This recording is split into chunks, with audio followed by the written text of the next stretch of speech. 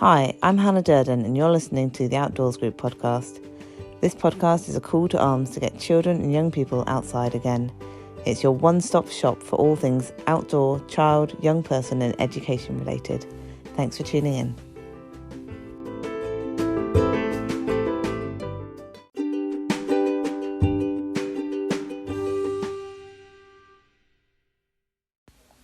This week, I'll be talking to one of the directors here at the Outdoors Group, Shevek Pring. We'll be chatting about why he thinks we've reached a tipping point, a time where we need a major shift in our culture surrounding outdoor education, getting children and young people outdoors and rethinking our approach to learning. Hi, Shev. Thanks for joining us. Hi, Hannah. Nice to be here. So you've spent your entire career, almost 20 years in education, at first in schools and at colleges, and then through the Outdoors Group. What change have you seen during that time, and why do you think outdoor education is more important now than ever? So there have been big swings both ways in the time I've been in education. It started out with the national curriculum being very prescriptive. We saw a slow decline in the arts and drama and music And sports as well? Less so, because sports kind of shifted to BTEC, so they kind of existed but not in the same way. Yeah. And then that all kind of started to come back in. Obviously it was Tony Blair's big thing, wasn't it? Labour was all about education. And then it took a massive nosedive under Michael Gove, who I think has done himself no favours with anyone in education, whatever your political persuasion. I think really... it's interesting. In England in particular, there's been this kind of backlash and this kind of going back to learning by rote and this quite prescriptive model. But if you look at like Wales and Scotland, they're incredibly progressive in the way that they're putting outdoor education into the sports curriculum in primary schools, and they've got kind of specific policies for outdoor learning, and they've really kind of pushed those a lot more in recent years, and England has started to catch up, which is nice. Why do you think it's taken England longer to catch up? Partly government policy. I think it is. It's easier to just be kind of quite prescriptive from central government in England, whereas devolved government has a bit more leeway and changes a bit more dynamically. So I think it is just the kind of size of the system to some extent. There is definitely a switch in people's mindset towards what outdoor learning can do. We've seen like the rise of forest school. You can't talk to a teacher now who doesn't know what forest school is. It's become mainstream. Which is not the case like even 10 years ago? No, absolutely not. No, that's been a real shift. And people are a lot more aware of the benefits of being outdoors. I think, we've got an obesity epidemic in primary age learners. We've got mental health epidemic. We've had everyone... And rickets coming back, or scurvy, or something, Yeah, absolutely. I mean, it's got ridiculous in some places. I read somewhere that in California, there are doctors prescribing dirt pills because people's home and school environment is too clinical and clean. It's their immune system's suffering. So we've got to kind of redress the balance a little bit. And I think people are aware of that. You've got people like Richard Louv, who's writing about kind of the nature connection and how important it is that we reconnect with the planet around us. We've got bestsellers like The Secret Life of Trees that has kind of captured the imagination. People are starting to realise that we can't see ourselves as distinct from the ecosystem we live in. We're part of it. Absolutely we are, I think climate change has been a big wake-up call around nature. There is no planet B. We've got to look after what we've got, and I think certainly for the younger generations there is a huge kind of weight behind climate change. It weighs on their minds, and it's a big topic of conversation. my boys both talk about it a lot. Yeah. And that's not just from me and my passion, that's coming from school as well, and their friends. It's clearly kind of... My little one said, I'm not going to have a car when I'm older because it's bad for the environment. I'm going to go everywhere by bike. That'd be nice if you can manage it. yeah. But there is this kind of the consciousness of it, and that's all to do with a kind of return to that connection with nature and the importance of seeing ourselves as part of the whole. Yeah. And do you think, well, can't really go without mentioning COVID, do you think that's had an impact on people's I think so. desire for outdoor ed? I think, well, it's hard to be locked in the house for days and weeks on end and not want to go outside. Yes. So I think definitely there's an element of that. I think government policy around how many people can meet in what spaces, and the fact that it's been safer to meet outdoors has certainly... I don't think it's steered the way people teach or what they're teaching, but it has opened a lot of teachers' eyes to the fact that they can use outdoor spaces much more creatively for learning. Yeah.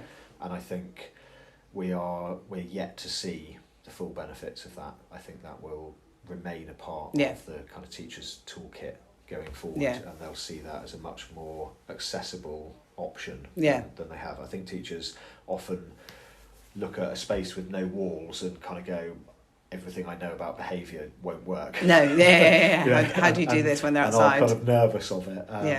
I think COVID and the way that we've been teaching, and even the fact that we've been using, Teams and Zoom and like online teaching, just thinking differently about how we approach teaching and being more innovative has kind of opened people's eyes to what is possible and how we can learn in different ways and in different environments.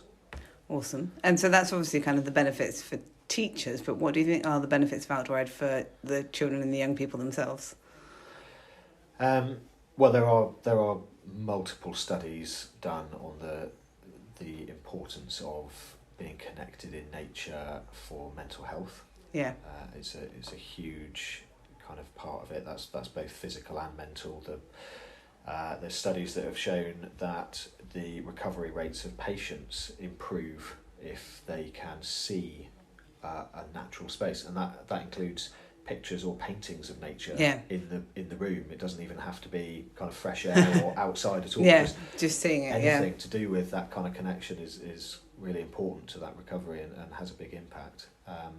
So that's a kind of mental kind of aspect of recovery, but there's also studies that show that there are bacteria in the soil that literally help you to generate oxytocin. They improve your mood. So that actual physical connection with the land is also really important. I think both of those are quite critical. I also think that nature and being in nature does two other things for young people. One, it gives you your roots. It gives you a sense of place, and I think in the kind of the world that we live in, that's really important. You can access the entire kind of collective human knowledge on your phone. You can talk to people across the world with a click of a button. That we live in this global community. It's easy to get lost. Exactly, and actually just having that kind of grounding, and kind of understanding a place and being kind of rooted in it is really valuable. And I think it also it provides young people, and I think especially going into their kind of teenage years, with a kind of an accessible way into a sense of community. Because often teenagers are seen as being slightly outside the kind of communal kind of aspects of the way they live. In their bedroom on their phone. Exactly, and I think actually when you kind of strip that away and you put teenagers outside and you sit them around a fire, they connect with each other and with themselves in a completely different way. I mean, I've seen huge benefits of people working through some really complex kind of issues and emotions for themselves, but by talking to the fire rather than other people, else, and being able to kind of use that space in that way, I think is really beneficial. Feels quite secure, doesn't it? Yeah, absolutely. And we have this we have a society now where there's no rite of passage between being a child and an adult. No. We don't have that kind of, we don't build that in, we don't celebrate that particularly. And I think it's really important, because I think you end up as a teenager with this kind of, you're still a child in some ways, and you don't really understand what being an adult's about, but you desperately want to be an adult. Yes, and yeah. if you're kind of casting about for role models and, you know, a way to be, having that kind of space that is really about connecting with other people, rather than... And potentially having adult role models there. Absolutely, I mean, Steve Biddulph talks about that, doesn't he? Yeah, saying it's really important to identify these role models for kids. Hugely, definitely. But it's about the outdoor space connects people, like, person to person. Yeah. It's like that physical connection with the people around you, rather than casting about for influences and role models elsewhere, where you only see a fraction of who they are. You know, what we represent to people through the, you know, our kind of public image or social media, those kind of things is by no means the full story, and so you don't get the nuance of what it is to kind of be an adult and be a person. You get these kind of, you know, in extreme cases, you get you get young men looking at role models online of how to be male, which is like an incredibly kind of hyper masculine, aggressive, that kind of toxic masculinity. Absolutely, and actually by emulating that, you miss out on the fact that actually, you know, men are emotionally complex. Men cry. Men express their emotions in all sorts of other ways. You lose that by not having that personal connection. Yeah, and for the girls, you know, they see everyone with their filters and makeup and everything. Exactly. And actually just being there with other people in that space and kind of having that seeing someone as three-dimensional. Definitely, I think that's really valuable. Yeah. From an educational point of view, being outdoors, do you think there's kind of presents different ways of kids being able to learn as well, though? So, like, in a way that they can't in a classroom. Yeah, definitely. Yeah, I mean, it's. I always think it's a bit odd that we think of outdoor learning as being kind of new or innovative or like different. You know, we've had, you know, millennia where all we've done is teach people outdoors. Yes. And then the last 100 years or so, we've stuck people in boxes and taught them in a different way, and now we suddenly see outdoor learning as being something different. I was saying, if you look about why schools are started, it was very much to do with the Industrial Revolution, wasn't it? Like, just get them inside so that they can then be their factory workers and things like that. And I think it depends. It depends what you see the function of education being. I think fundamentally the education system in this country was designed to educate people well enough to perform their function in society. Yeah, it was this kind of cog in a machine, and it was based on the kind of factory model. Because previous to that, it was, you know, you were educated through religious orders, or if you had enough money. So it was a very elitist kind of Enlightenment kind of view of education. You learned the classics and poetry and Latin, and it was all very kind of esoteric. And then it became about this kind of function of society, which is why we teach people in age groups. It's batch production. Yeah, because nowhere else in your life do you spend like days and days with 30 people the same age as you. It's just bizarre. Yeah, absolutely. But it is that factory principle. And if that's how you see education, then that system works. Yes. And so if you sit with that paradigm, then you will not be able to see beyond the classroom. Yeah. But if you start to look at education more as it was pre the national curriculum, as something much more holistic, and actually it's about how do we help learners to become who they want to be. Like follow their passions, find their potential. Yeah, absolutely, and see them as a whole person. And actually your job as an educator then is about facilitating their journey of discovery, rather than teaching them a specific set of skills or knowledge that's going to help them in society in a particular way. You're not putting them into a box. No. So you don't need a box for them to kind of fit into. Yeah, because that's not the point. Exactly. So you kind of take the classroom away at that point, and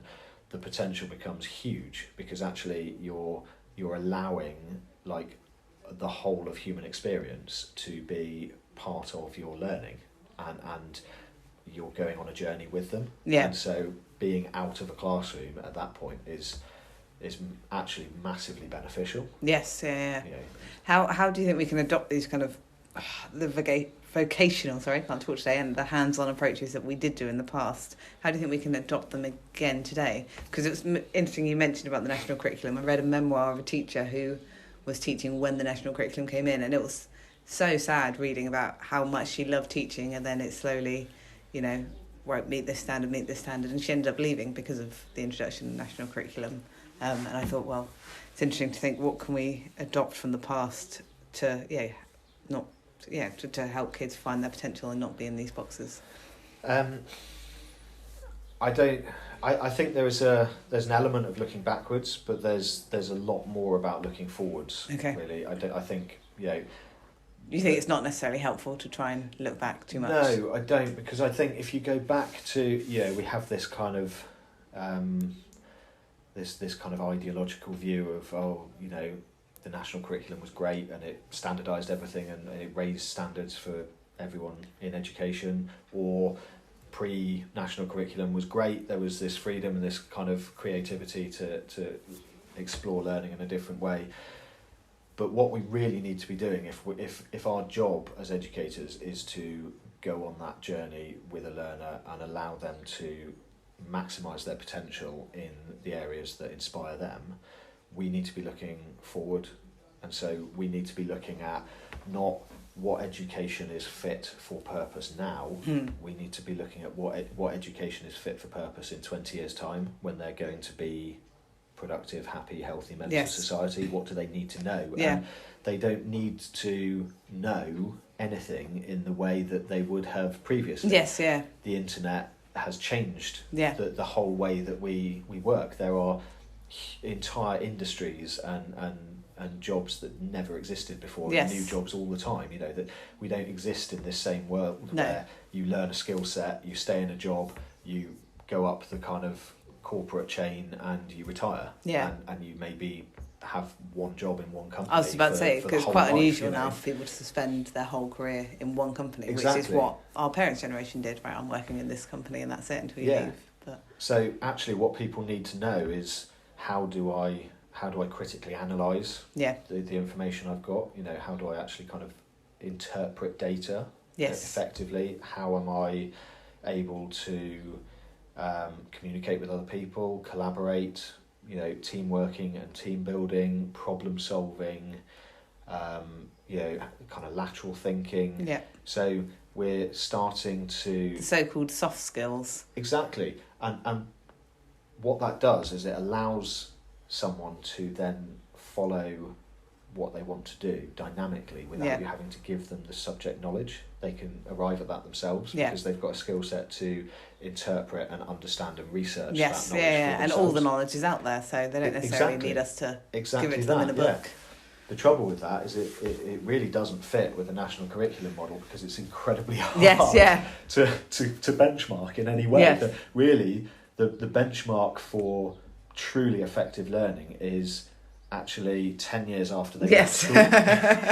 We should be going, time machines. We know we've done our job right when they're in their mid-30s and they're happy, healthy, productive, well-rounded. Which comes back again to what do you think education's for? Like,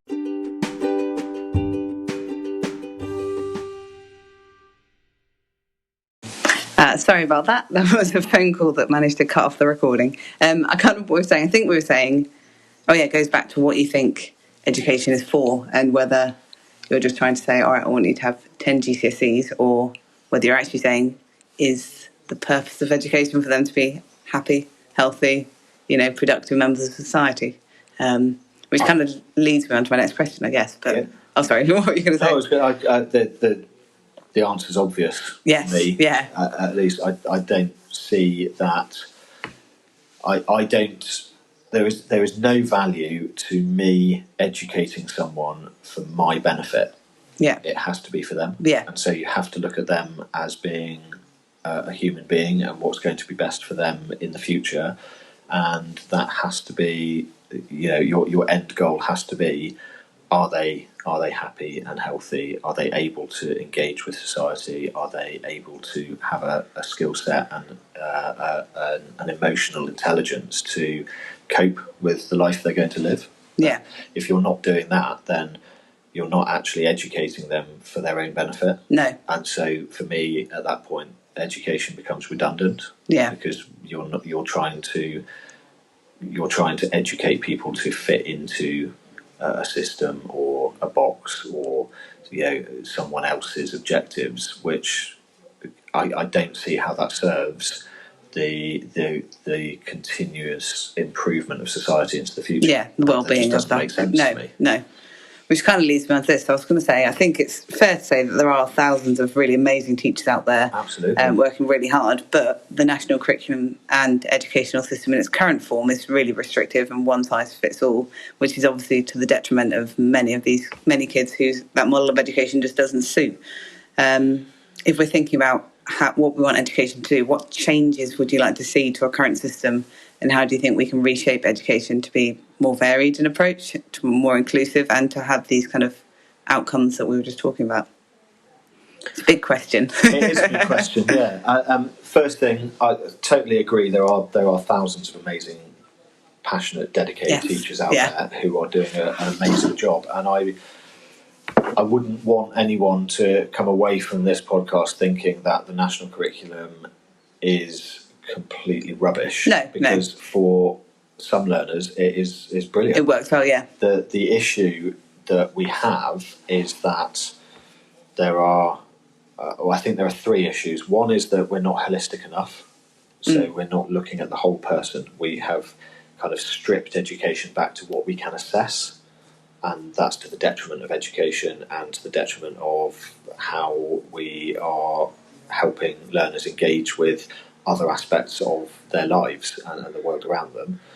I think we also have like a one-size-fits-all. Yes. The national curriculum doesn't provide enough breadth to suit all learners, and that is a problem. And so you have these kind of the gifted and talented, the high achievers who are not reaching their potential, and you have learners with disabilities or with kind of complex personal lives, or kind of other things going on in their lives that aren't able to engage with it, and so they don't learn to their full potential either. So we're only hitting this kind of bandwidth in the middle. Yes, and I think the third thing is that we don't look at difference as being a positive. No. So the whole education system with the national curriculum is designed around this conformity. The concept of school league tables to me is just utter madness. Like, why would you make children do assessments so that the school is ranked in a table of other schools? Yes, yeah. How does that help the learner? Yes. Like, you're assessing them for completely the wrong thing. And then you've got more pressure on the teachers, more pressure on the kids. And what happens is you're supposed to be trying to raise standards, but what actually happens is you just create this this academic system that is designed around conformity. Yes. Because what happens is, in order to get further up the league table, you have to do exactly what other schools do, but a bit better. So you're just on this kind of continuous improvement against other schools as your benchmark, without any concept that might not be the best approach. Yeah. Do you know what I mean? And, and often at the detriment of the kind of welfare of both teachers and kids. Yeah, absolutely. And I think actually we need to start really looking at what can we do to make education more creative? Yeah. How do we celebrate the differences and the diversity in schools? Both different models of schooling, but also different styles of teaching within schools. Yeah. Let's actually start to be a bit more creative and innovative and celebrate that. And you could do that and keep the national curriculum. Yeah. but you then provide choice. So you then have this option of actually, my child is very academic, and this kind of very kind of learning by rote kind of classical curriculum education works for them. Fantastic. That should absolutely be part of the offer for those learners that suits. But then the learners that are far more vocational and hands-on should have an outdoor experiential offer where they can learn more effectively. The kids that are more creative should have the option to go to somewhere that is more creative. And what we're doing is we're kind of all of those different schools that are trying to build excellence in different curriculum areas are all in a system that's forcing them to conform rather than celebrate the fact that they're doing something kind of innovative and creative. And I think that's a big part of the problem. You don't have to get rid of the framework by which you assess. You just have to assess the right things and provide space for the bits that you're not assessing and recognise them as having value. Yeah. And I think, I mean, there's obviously been a lot about testing, isn't there, recently? Like they were just talking about introducing this new a phonics test in reception or year one. Like, kind of, what's your thoughts on the increase of testing of like primary school kids? Similar to the whole kind of ranking system for schools, I just don't see for me, if you're going to look at a learner and their journey through education as being holistic and person-centred and see the outcome as them reaching their potential as an individual, then the only testing that makes any sense to me is the testing that measures their progress against themselves. Yes. If you start measuring learners against other learners or schools against other schools, you're measuring the wrong thing. Which is something that about their progress in and of themselves. Here is a benchmark of where they are.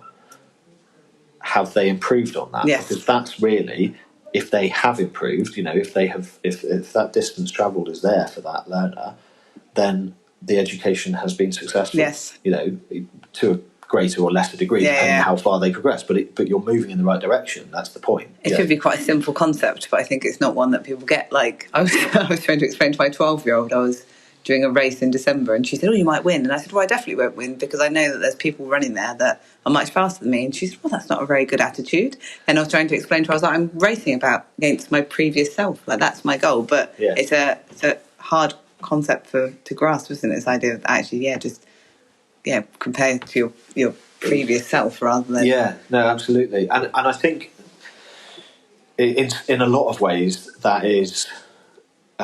It's not helped by the way society has moved with things like social media, because actually there's this external locus of control. It's all about how many people are watching me, how much have I been viewed, how many likes have I got. It's all external. It's all this, I need this feedback from my environment. Well, you see like 4-year-olds these days being like, film me, and it's like, well, I'll just watch you, I don't have to film you. No, exactly. And it's this actual, it's only valid if I'm getting this feedback back from my environment. Yeah. Whereas the testing I'm talking about is much more internal. Yes. It's that locus of control in you going, actually, how far have I got? And so we need to kind of shift the thinking to, it's not about what's the point in doing this bit of education or how is it going to benefit me? What is what am I going to get back from my environment by doing it? It needs to be much more about I'm doing it because I want to, because I'm interested, because actually there's a value to me personally to follow this line of inquiry or to push myself in this direction.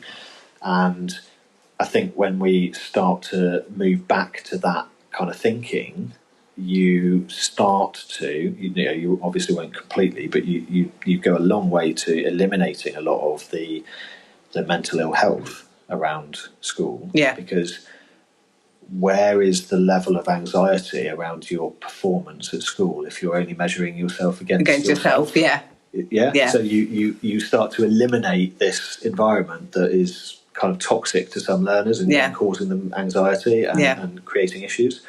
And you're also liberating people by saying, actually, you're in control of your learning. Yeah. You're responsible for how you're going to steer your way through this.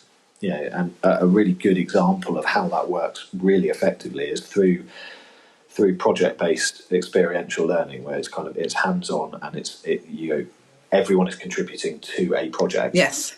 But everyone can contribute to that project in a way that is suitable for them. Yeah. So they're coming from a position of strength. So you don't have a barrier to learning because you have someone who goes, I'm really good at art.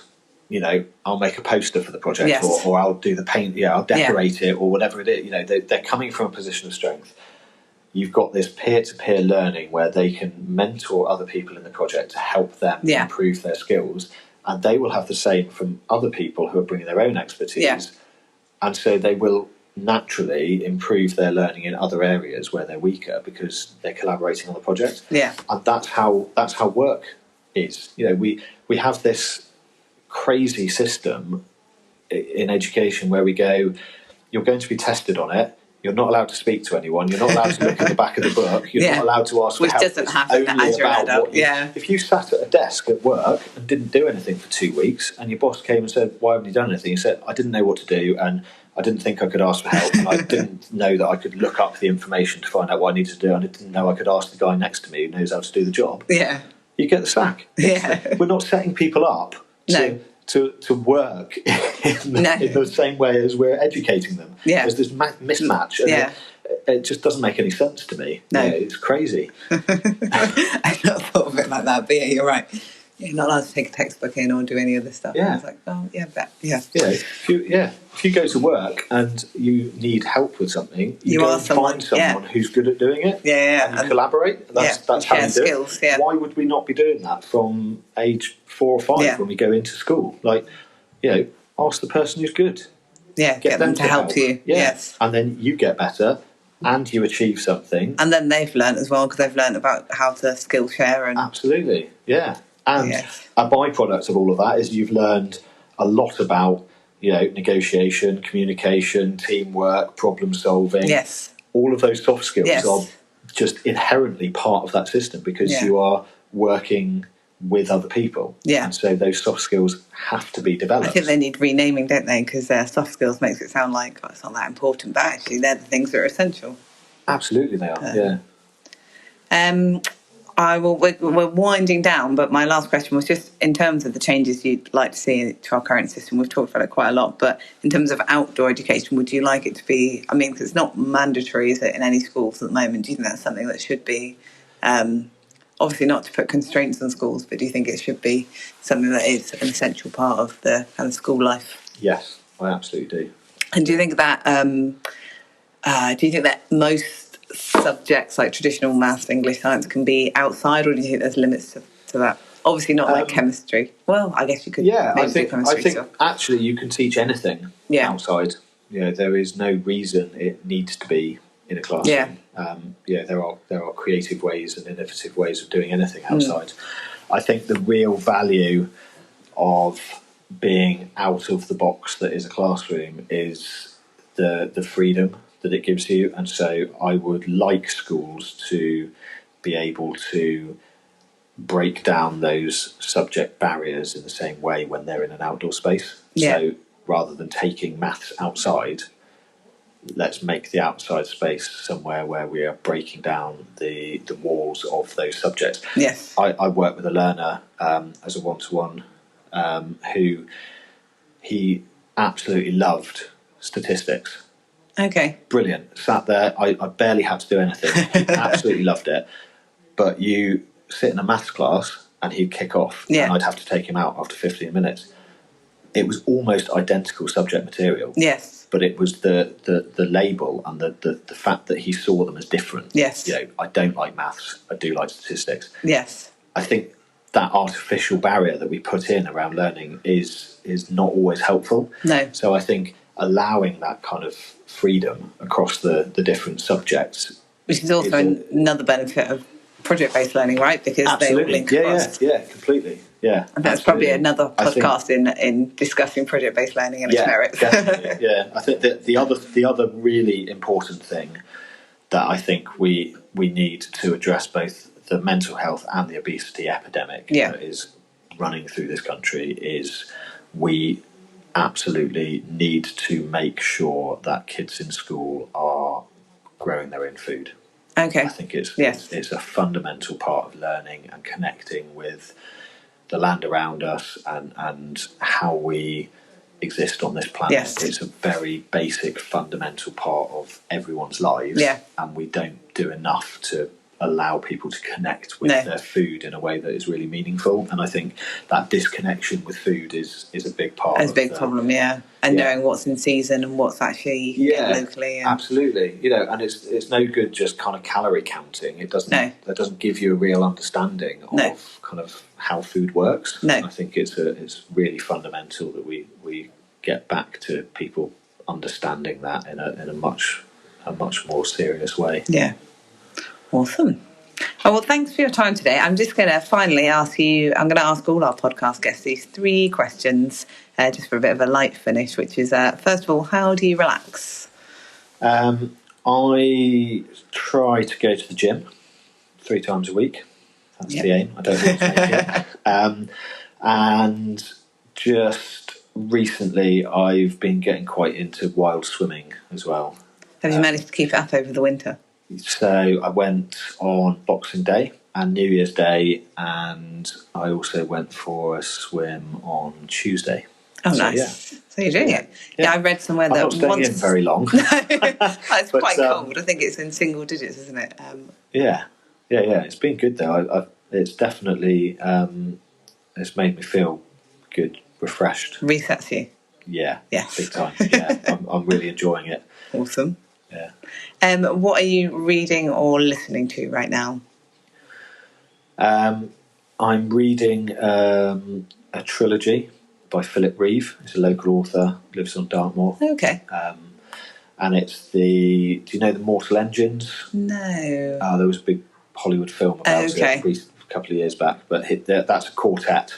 Yes. But this is like a prequel trilogy, so it's like the build up to that kind of fantasy universe that he creates. A bit of escapism from your day-to-day life. Yeah, it's good. It's I don't often get a chance to really engage with a book for a long period of time, and these are quite short books, so I tend to be able to go.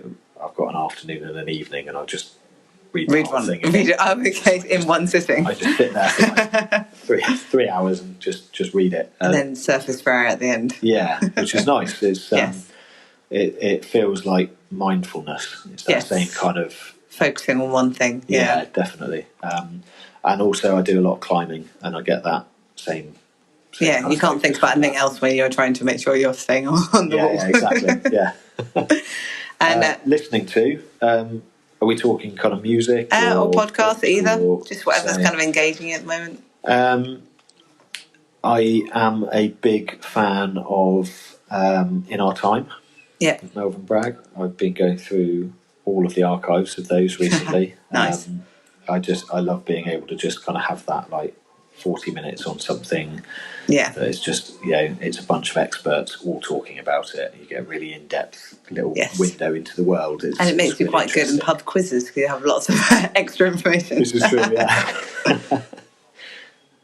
And finally, why is being outdoors important to you? I think being outdoors is absolutely fundamental to being a human being.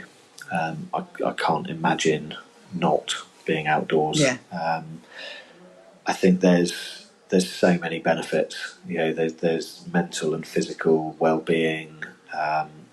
There's the sense of perspective that you get from being in a landscape. There's a sense of challenge and a drive that you can get from pitting yourself against kind of nature and the elements, which is a battle you will never win. No.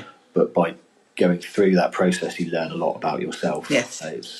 I find it's also a really creative space. I do a lot of my thinking. I connect a lot of dots whilst outdoors. Yeah, often I'm the on my same. bike actually, and I just kind of allow my mind to wander a little bit, and I come up with the next big idea. Yeah, definitely. yeah. It's it's really good for that. Yeah, I often write in my head while I'm running, but then you have to get home and try and remember everything that you just thought over the last hour. Quick, get it onto paper.